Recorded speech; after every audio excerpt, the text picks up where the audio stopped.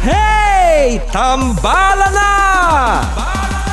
At eto na sila, ang nag-iisang masugid na tagahanga ni Nicole Yala. Chris Chuper! Kasama ang nag-iisang diehard fan ni Chris Chuper, Nicole Yala!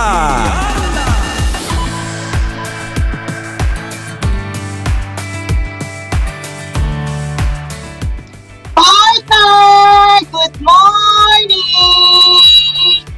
Hi partner, good morning! Good morning! Ang ganda naman nung MBC film Metro Manila.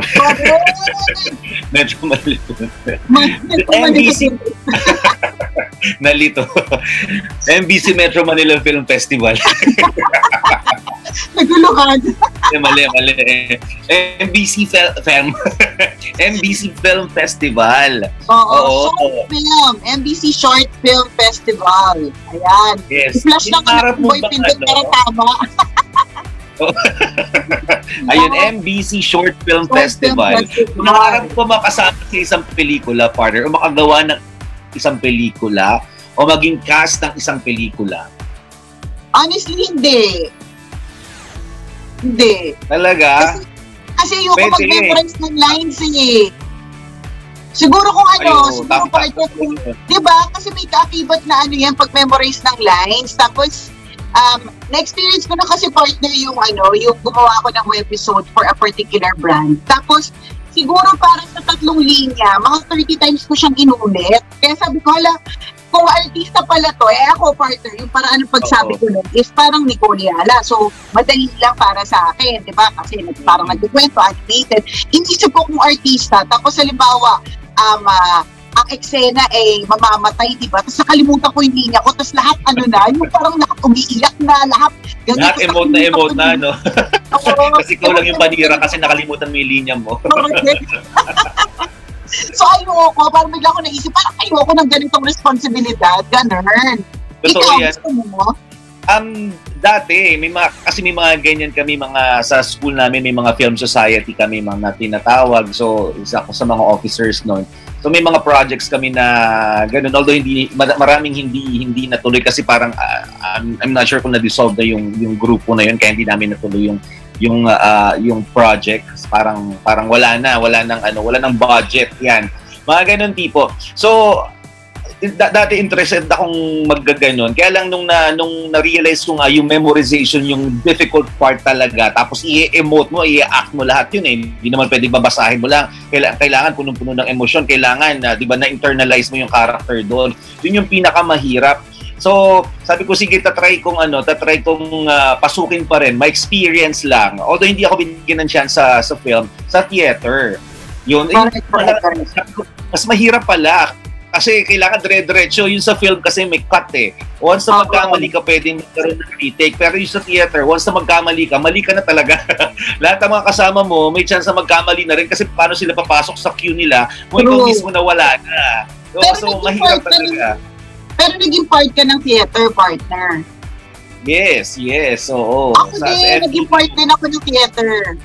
Oo, anong role mo? Anong ginawa mo? Siyempre, partner, dahil ako yung dahil ako yung hindi ako yung maganda sa klase, partner eh. So, all girls school kami. So, siyempre, lahat ng mga roles na panlalaki sa akin napupunta. Sundalo ko, lalaki.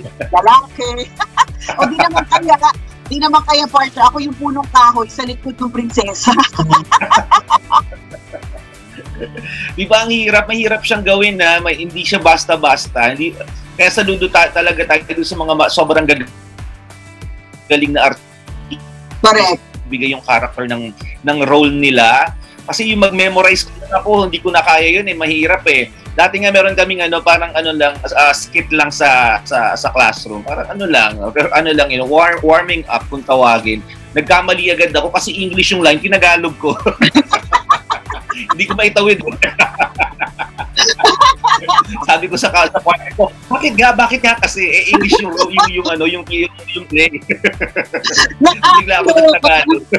Kaya alam mo, partner, sobrang nakakabilib talaga ng sobra yung mga artista, lalo-lalo na yung mga nasa theater, di ba? Kasi nga, it's live eh. Ang daming pwedeng mangyari. Pwede ka mag-mental block. At hindi lang yun, ang nakakabilib din partner, yung mga nag-musical. Kasi nangyayari yun, minsan may mga napapanood ako. So isipin mo, mag-memorize ka na nga, i-acting mo pa, ikakantahin mo pa, di ba? Pero palibasa kasi partner, siguro parang kaya natin naiisip na pagkahirap. Kasi hindi tayo talented at all. Wala tayong talent. Tama. Kasi sa bagay kung sila naman mukhang nag-e-enjoy na sa ginagawa nila. And yun nga, dahil nasanay na rin sila, exposed na rin sila sa ganong klase ng field. So medyo madali na rin. So para sa ating mga baguhan, medyo mahirap talaga kung iisipin natin. But for them, na madalas nang ginagawa, nire-rehearse, tas may director pang magaling, at tas may mga kasamaan ka pang actor and actresses na magagaling din. So talagang nahahasa ka. So pagaling ka na rin kung tutusin. So kung ikaw po may talent sa paggawa ng pelikula, di ba? Nandyan yung passion mo, nandyan yung interest mo. Ang MBC po ay merong bagong project ngayon, yung MBC Short Film Festival.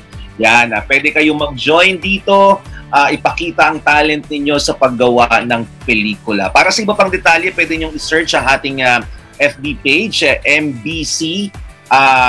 I-flash mo na nga, boy, baka magkamali na naman ako sa script. Ayan, pina-flash ni Boy P. Ayun. Yan yung ating website. Correct. So, mbcfilmfest.com. Yan. So please, bigyan nyo yung kung halimbawa, hindi man kayo, pero yung mga kakilala po ninyo na gustong mag-join, ayan, tapos nabalitaan nyo dito sa amin, ayan. So sabihin nyo po sa kanila kasi sayang yung opportunity. Tapos maganda to kasi ito yung first ever for Manila Broadcasting Company. So kung ikaw yung manalo dito, ikaw yung isa sa mga itanghad, part ka na ng history kasi dun ka sa unang taon kung kailan siya ni-launch. At tapos, unang taon pa ng pandemya. Alam mo yun, na pandemic. So, ibig sabihin mo, yung resources, hindi ka nang kadami, alam mo yun, hindi ka nang okay lahat, diba? Hindi lahat nakakapunta, pero nagawan mo ng way. So, this is a very challenging time for us, especially for filmmakers. But yung Manila Broadcasting Company is doing its best para mag-offer ng ganitong klaseng platform para sa inyo. So, sayang naman kung hindi nyo i-avail, diba? And speaking of mga partner, mga celebrities, mga theater, alam niyo po sa totoo lang, sabi ko nga po sa radyo ng isang araw parang sinabi ko, deserve ng mga artista na makatanggap ng higher salary than the others or deserve nila na makatanggap ng malaking talent kasi kaakibat ng kanilang role bilang mga artista may kaakibat na open yung buhay nila sa social media, 'di ba? Na pwede silang i-attack, 'di ba? Totoo 'yun The word really is attack. Minsan halimbawa pag nakakabasa ka ng mga comments tungkol sa mga artista na hindi naman ikaw yung artista pero parang feeling mo na-apektuhan ka kasi grabe makapag-comment yung mga tao. Akala mo ang gaganda, ang pupogi at ang pa-perfect, di ba? Yes, totoo yan. Sobra. Yung tipong, bakit niya nasabi yun? In the first place, hindi naman niya kilala yung tao ng lubusan. Hindi natin alam yung bawat detalye na nangyayari sa buhay nung binabash natin. Pero kung makapagsalita tayo, ganun-ganun na lang. Diba? So, nakakagulat na bakit nagsasalita ka ng ganyan? Anong intention mo? Anong plano mo? Gusto mo lang bang sirain yung mood ng tao? Gusto mo lang bang sirain yung araw ng taong binabash mo? Kung yun ang intention mo, hindi magandang practice sa sarili yan. Diba? Lagi natin ilalagay yung sarili natin doon sa taong binabash. Kung ikaw mismo yung ibabash, di ba, anong mararamdaman mo? Di ba? Para sa yung basher na nanonood, wala kang ginawa, ang intention mo lang talaga ay manira ng araw, ng mood ng ibang tao, di ba? Isipin mo, ikaw ilagay mo yung sarili mo sa kinalalagay ng binabash mo, ano yung nararamdaman niya? Ano yung posibleng maramdaman ng taong yun? Di ba? Pag nailagay mo yung sarili mo at naintindihan mo yung feeling ng binabash, baka sakali maisip mo na, di ba, tigilan na yung pang-attack, tigilan na yung pang-bash kasi hindi mo talaga maganda yung effect nun sa tao. Tama. Pero alam mo, ang kagandahan naman ng being a celebrity or being a public figure, minsan, hindi mo na kailangan na pagtanggol yung sarili mo or hindi mo na kailangan na magsalita kasi yung fans mo naman will do that for you. Diba? Yun naman din yung kagandahan na kapag meron ka namang fan base who understand you, who believe in you, sila na yung magtatanggol, sila yung magsisilbing lawyer mo. Basta alam yung punot dito bakit namin dinidiscuss ito.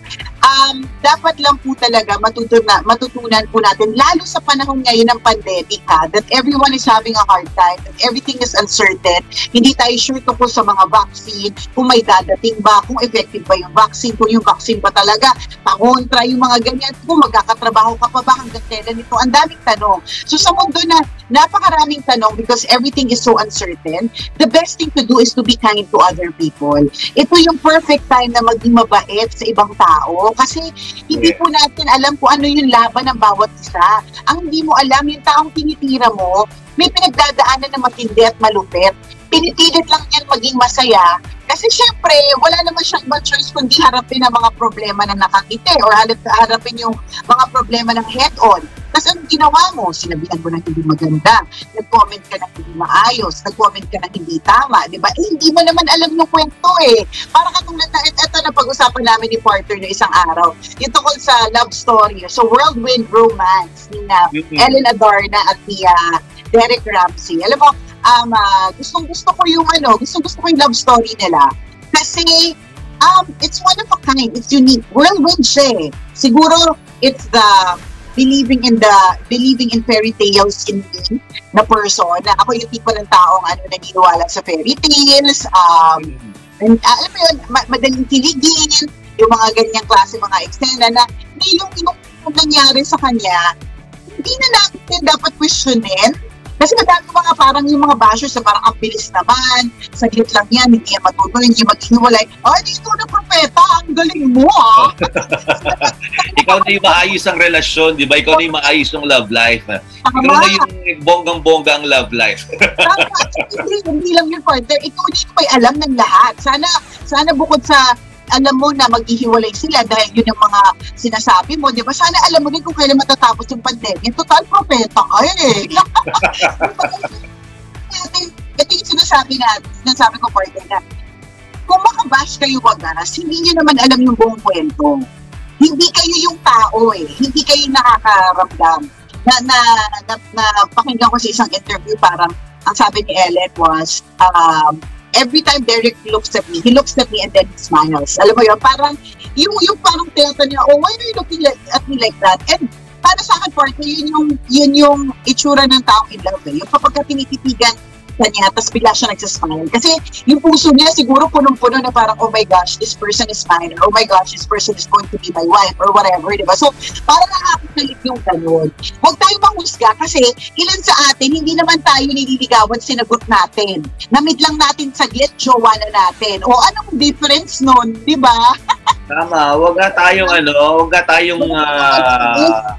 nega sa buhay ng ibang tao, di ba? Huwag nating pakialaman yung buhay ng may buhay. Ayusin mo na lang yung sarili mong buhay, mas maganda pa, di ba? Yun na lang siguro, pabor mo na action yun sa sarili mo di ba? Sa halip na ubusin mo yung energy mo, yung oras mo na magsalita ng hindi maganda sa ibang tao, di ba? Lahat ng energy na yan, ibuhos mo sa sarili mo. Di ba? Kung paano may improve yung buhay mo, paano may improve yung sarili mo, diba, sa paraang yun na, diba, nakatulong ka na sa sarili mo, hindi ka pa nakasakit ng ibang tao. Diba? Huwag nating sayangin yung lakas mo, yung resources mo, yung oras mo. Diba? Siyempre, habang nagtatype ka yan, nag-spend ka ng time, diba? Habang nagtatype ka kung anong ipambabash mo sa ibang tao, diba? Nag-iisip so sayang yung energy na yun. Sa halip na dapat inuubos mo na lang siya kung paano ayusin yung buhay mo. Diba? Ganun na lang yung gawin mo kapag isang mood at araw ng ibang tao. So, yun yung suggestion namin. Saka bakit tayo nasasanay na negative? Diba, ang takbo ng isip. Bakit negative yung nilalabas natin sa bibig natin? Negative yung nagiging behavior natin. Sinasanay kasi natin yung sarili natin ng ng ganun. Ito na yung current pandemic. Di ba nung una, nung di pa na-invento yung vaccine, di ba partner, sana po, naku, let's all pray, ganyan, mag-ano na, may maka-invento na ng vaccine. O ngayon, naglabas na ng na magpaturok, ano pala, ganito, ganyan. So, masyado tayong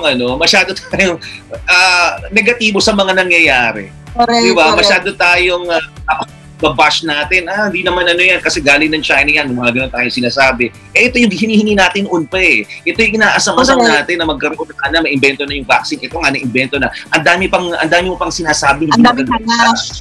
Oo. Huwag tayong ganun, mga kapiso. parang tuloy yung mga nasa posisyon, pati na rin yung mga tao who are trying to help. Parang tuloy yung feeling nila, saan kami lulugar? Diba? Saan kami lulugar? Pero, kaya ngayon yung sinasabi natin na in a world that is so uncertain for now, na hindi natin alam kung ano ang mga posibleng mangyari in the future.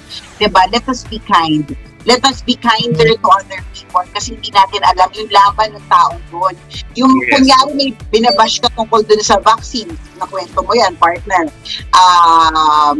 Hindi mo alam yung laban ng taong kung ilang beses siya pinagalitan, sumuka na siya ng dugo paggawa ng vaccine na yan, diba? Alam mo, yung mga ganun ba? Hindi mo alam, tapos ang dami mo lang sasabihin, wala ka namang alam. Alam mo ba spelling ng vaccine in the first place? Spell vaccine. Ganun!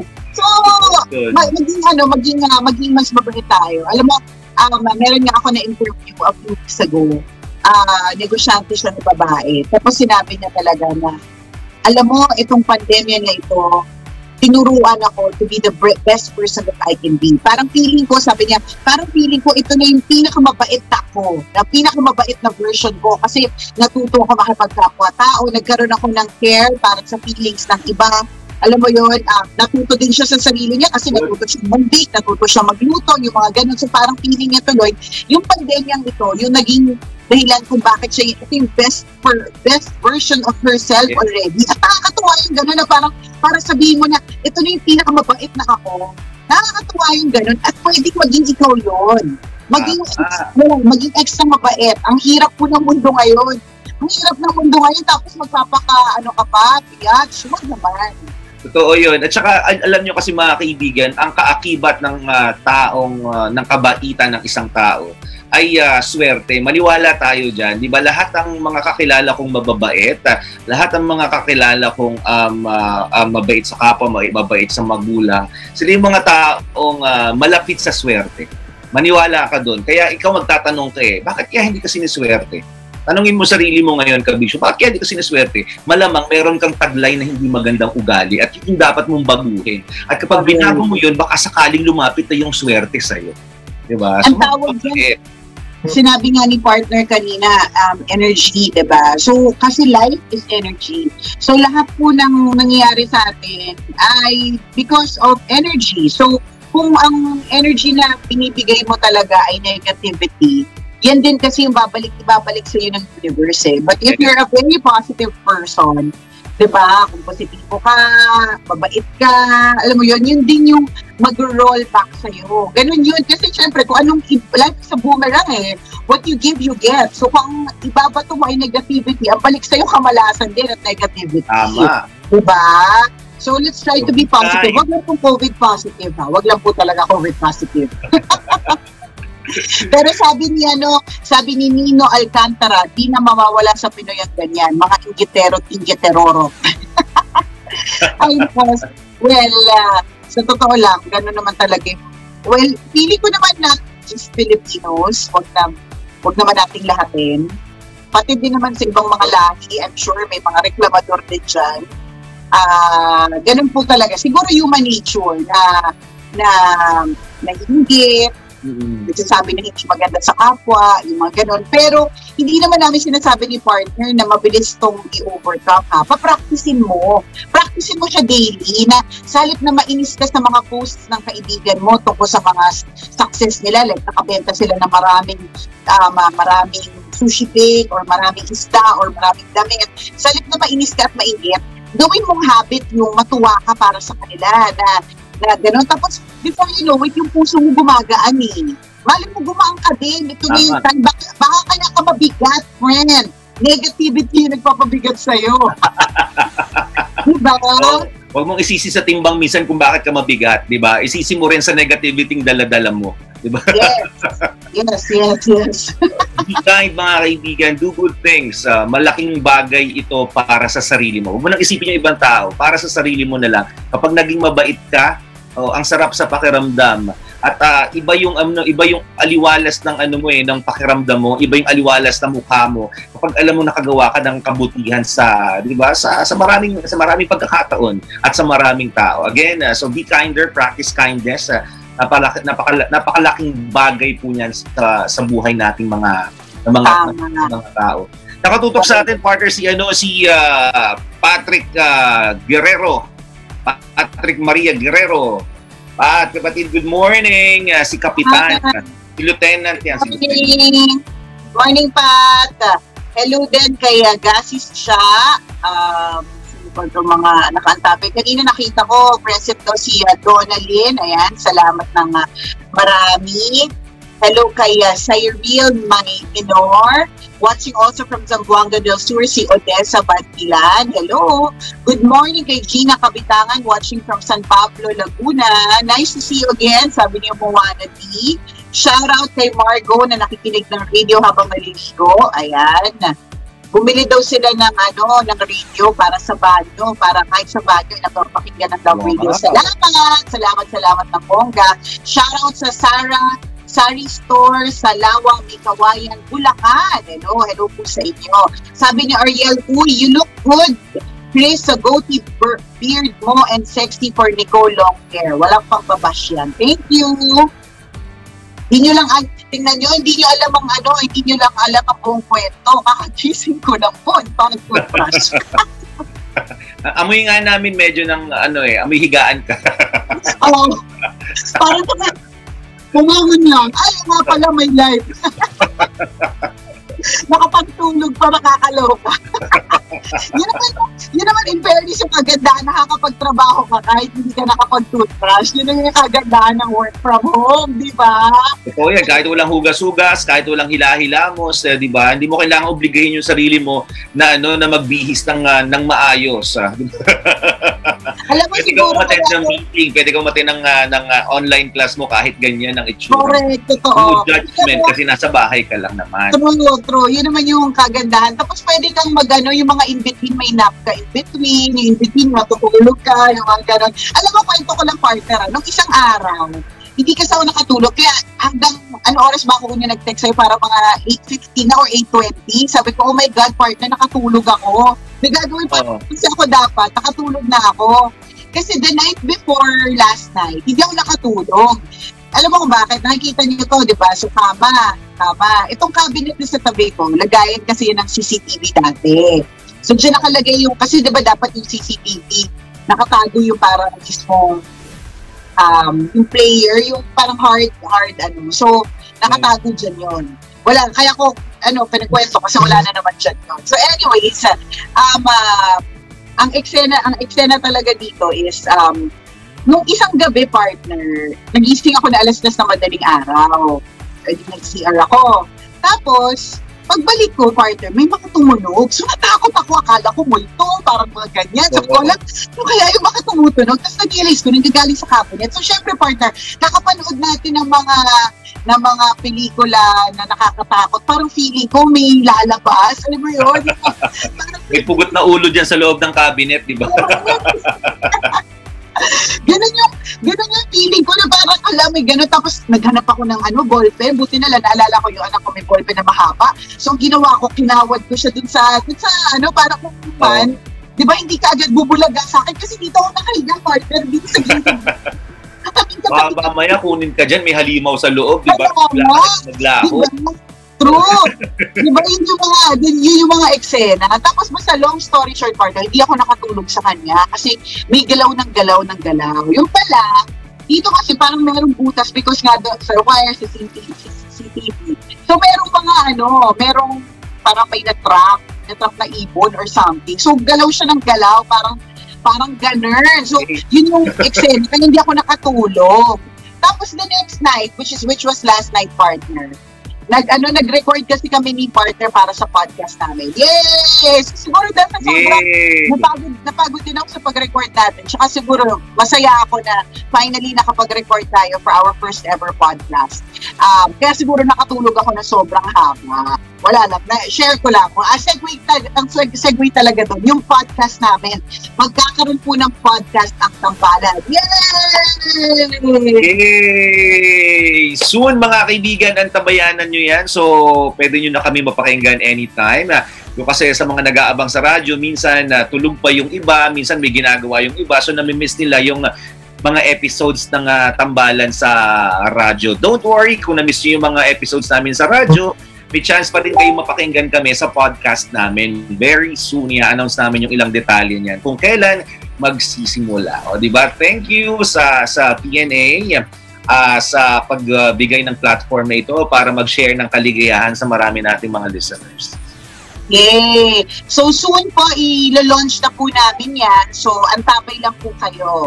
Kasi talagang dream project din namin to ni partner. So kapag ka na-launch siya, ito na naman yung isa sa katuparan ng aming mga pangarap, diba? So, tapos nakahilera kami kasama ng ibang mga podcasters sa Podcast Network Asia. So, antabayanan niyo po yan mga kabisyo. Yahoo!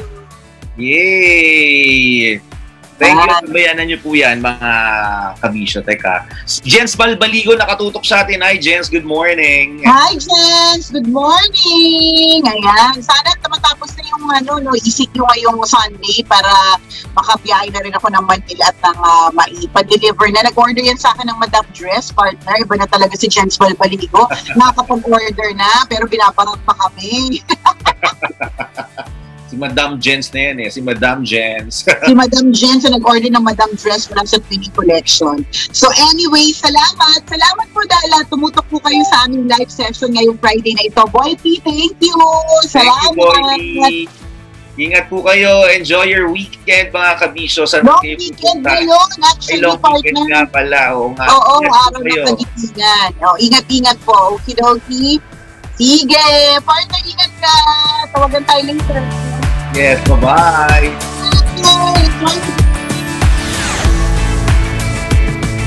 The festival is on, calling all Filipino filmmakers nationwide, amateur and professional. Join the 2021 MBC Short Film Festival. If you want to share stories about how Filipinos rise above adversity, send us your short film, www.mbcfilmfest.com. Deadline for submission of entries is on June 15, 2021. For inquiries and more information, visit MBC Short Film Festival Facebook page. Celebrate Filipino Resiliency 2021 MBC Short Film Festival, presented by MBC Manila Broadcasting Company. Promo duration is from March 6 to June 15, 2021. DTI Fair Trade Permit Number FTEB-114943 Series of 2021. Always your number one SM radio station. Love Radio.